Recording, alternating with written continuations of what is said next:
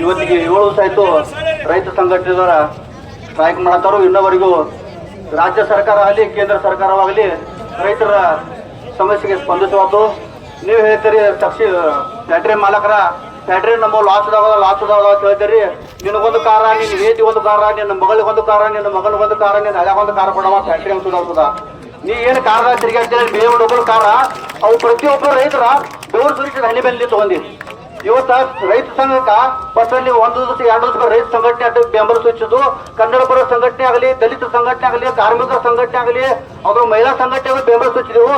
ಇನ್ನು ಮುಂದೆ ನೀವೇನಾರ ರೈತರಿಗೆ ನೀವು ಸ್ಪಂದಿಸಲಿಲ್ಲ ಅಂದ್ರೆ ಪಂಜಾಬ್ ಮಾದರಿದಾಗ ಒಂದು ಮನೆಗೆ ಒಂದು ಹೆಣ್ಣು ಒಂದು ಗಂಡ ನಾವು ಬಂದು ರೈತರಿಗೆ ಬೆಂಬಲ ಸೂಚಿಸ್ತೇವೆ. ನೀವು ಹೆಂಗೆ ನಡೆಸ್ತಾರೆ ಸರ್ಕಾರ ನೋಡ್ತೇವೆ.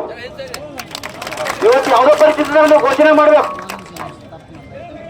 ಮಹಾರಾಷ್ಟ್ರಕ್ಕೆ ಹೋಗ್ತಾರೆ, ನೀವೇ ಕರ್ನಾಟಕದವ್ರು ಒಪ್ಪಂಗಿಲ್ಲ. ಪ್ರತಿಯೊಬ್ಬರು ರಾಜಕಾರಣದವ್ರಿಗೆ ಎಲ್ಲ ನಿಮ್ಮ ಆಟ ಮೂರ ಫ್ಯಾಕ್ಟ್ರಿ ಅದಾವು.